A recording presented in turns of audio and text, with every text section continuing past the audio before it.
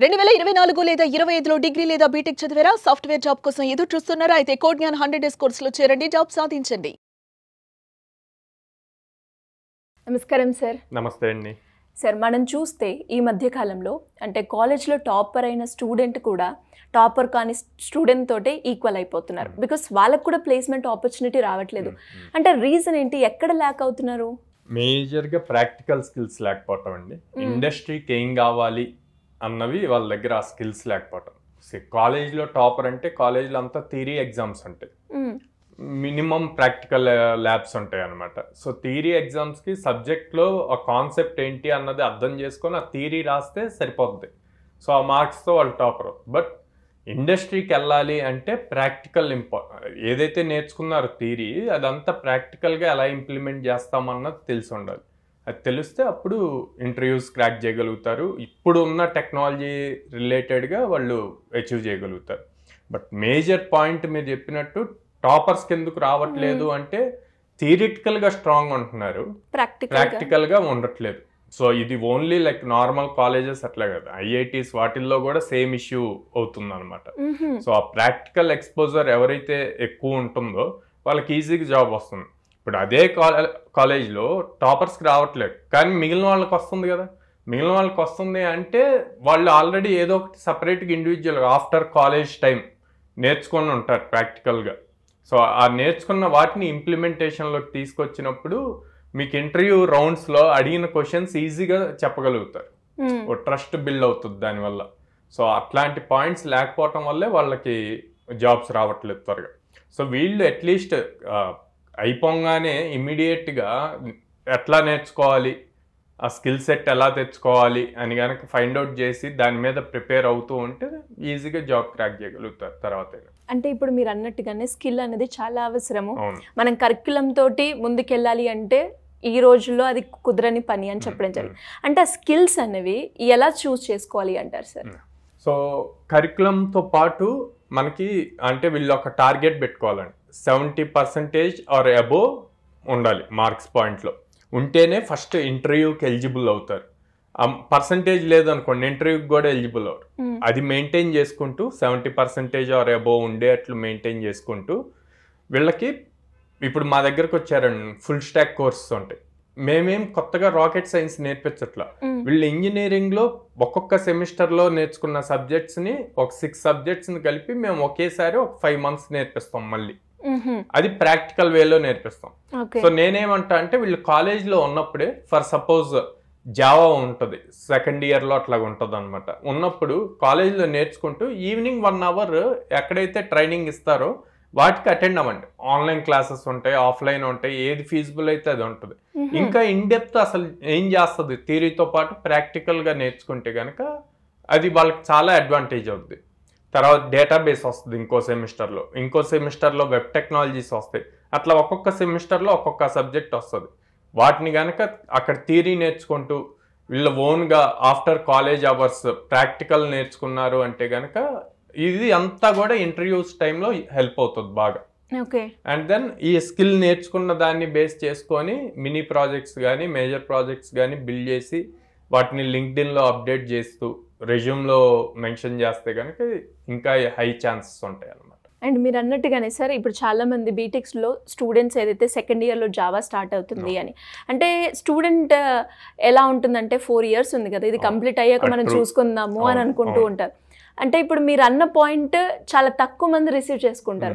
వాళ్ళ ఐడియాలజీ పరంగా ఇది చూస్తే కరెక్ట్ కాదు అనుకుంటారు. అంటే ఇక్కడ ఎలా మనం మూవ్ అవుతే బెటర్ అంటారు స్టూడెంట్ ప్రకారంగా? స్టూడెంట్ అదే అండి హ్యాపీగా అంటే ఇక్కడ ఫస్ట్ నుంచి పేరెంట్స్ కానీ ఫ్యాకల్టీ కానీ ఇచ్చే మైండ్ సెట్ మీద కూడా డిపెండ్ అయి ఉంటారు. మీరు అబ్జర్వ్ చేస్తే 9th 10th క్లాస్ స్టార్టింగ్లో ఉన్నప్పుడు అరే ఈ ఇయర్ నువ్వు 10th బాగా కష్టపడి పాస్ అయ్యావంటే నీకు లైఫ్ బాగుంటుంది అంటారు. అవును, 10th అయిపోయింది, అది బ్రెయిన్లో వాడికి బాగా పడిద్ది. అరే మంచి మార్కులు వచ్చాయిగా అనగానే ఓకే నీకు మంచి మార్కులు వచ్చి ఇప్పుడు ఐఐటీకి ఏం చేయాలి, సో ఇంటర్మీడియట్ నువ్వు 2 years బాగా కష్టపడాలి అంటారు. సో వాడి మైండ్ సెట్లో ఉంటుంది ఓకే నేను 2 years బాగా కష్టపడితే తర్వాత లైఫ్ అంతా బాగుంటుంది ఐఐటీకి వెళ్ళంగానే అని చెప్పి 2 years కష్టపడతాడు. అదే మైండ్ సెట్. 2 years అవ్వగానే నువ్వు 4 years మళ్ళీ కష్టపడాలి, కష్టపడితేనే నీకు మళ్ళీ లైఫ్ బాగుంటుంది. సో వాటి నెగిటివ్ స్టార్ట్ అవుతుంది. 10th కష్టపడాలన్నారు, ఇంటర్లో కష్టపడాలన్నారు, మళ్ళీ ఇప్పుడు 4 years అంటున్నారు. 4 years అయ్యాక కూడా ఉంటుంది అని గ్యారంటీ ఏందన్న క్వశ్చన్ మార్క్ స్టార్ట్ అవుతుంది. సో మనమే ఇండైరెక్ట్గా నెగిటివిటీ క్రియేట్ చేస్తున్నాం.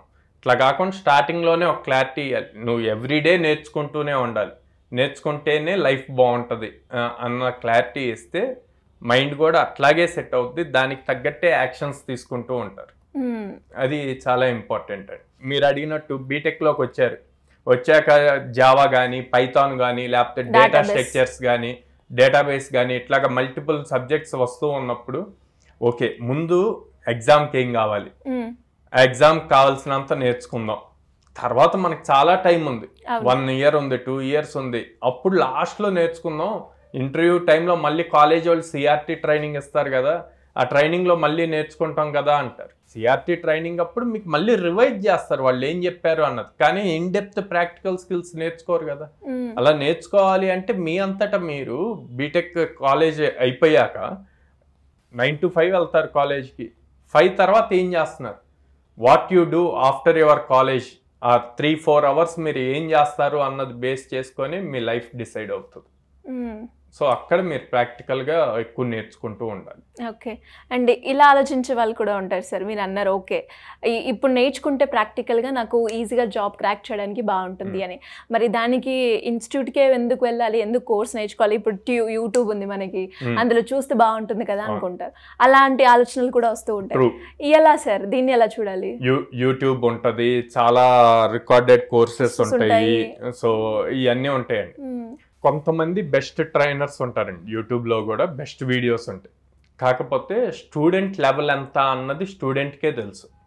సో ఆ వీడియో చూసి ఎంతవరకు అర్థమవుతుంది, ఎంత నేర్చుకుంటున్నాం అన్నది ఇంపార్టెంట్. దీని బెస్ట్ ఎగ్జాంపుల్ అండి, వీడియో చూస్తున్నాము, చాలా క్లియర్గా ఎక్స్ప్లెయిన్ చేస్తారు. అది యాజ్ తెచ్చి ఇక్కడ ప్రాక్టికల్ ఇంప్లిమెంట్ చేస్తారు. ఆ వీడియో ఫాలో అవుతూ తనకి ఎగ్జిక్యూట్ అవుతుంది, తినికి ఎగ్జిక్యూట్ అవుతుంది, సూపర్.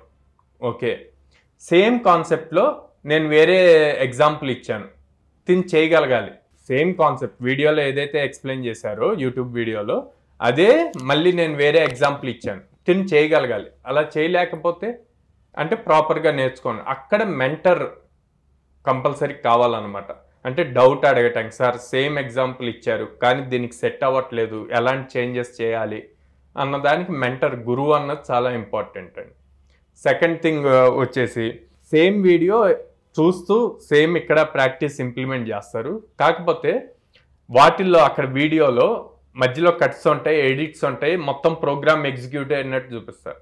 వాళ్ళు ఆ వీడియో రికార్డ్ చేసేదానికి వాళ్ళ దగ్గర ఉన్న సాఫ్ట్వేర్ వర్షన్ ఒకలాగా ఉంటుంది, తిని ఆ వీడియో చూసి తిని ఇంప్లిమెంట్ చేసేదానికి ఇతని దగ్గర సాఫ్ట్వేర్ వర్షన్ ఇంకోలా మారింది. అప్పుడు సేమ్ కోడ్ ఇక్కడ రన్ చేస్తున్నప్పుడు ఎర్రర్స్ వస్తాయి.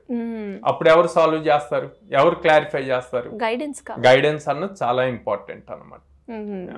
Great sir. మరి ఎలా సార్ అంటే ఎవరికైనా స్టూడెంట్స్కి, మీరు అన్నట్టుగానే స్టూడెంట్స్కైనా చూసే పేరెంట్స్కి ఎవరికైనా కూడా అంటే పిల్లోడు గ్రాడ్యుయేషన్ అయిపోకముందే వానికి ఒక స్కిల్ అడాప్ట్ చేపిస్తే బాగుంటుంది అనే ఆలోచనతో ఉన్న వాళ్ళు ఎవరైనా కూడా మిమ్మల్ని అప్రోచ్ అయ్యి జాయిన్ అవ్వాలి అంటే ఎలా ఉంటుంది? సో స్క్రీన్ మీద కనిపిస్తున్న నెంబర్స్ కాల్ చేయొచ్చు అండి, ఆర్ డైరెక్ట్గా మా బ్రాంచెస్కి విజిట్ చేయొచ్చు.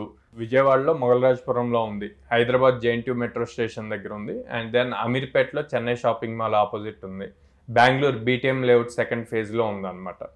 అది ఏ టెక్నాలజీ అయినా దాని రిలేటెడ్ ఫస్ట్ అసలు నేను పేరెంట్ స్టూడెంట్ ఇద్దరు విజిట్ అయ్యి మా కౌన్సిలర్స్తో మాట్లాడి డెసిషన్ తీసుకోమంటారు.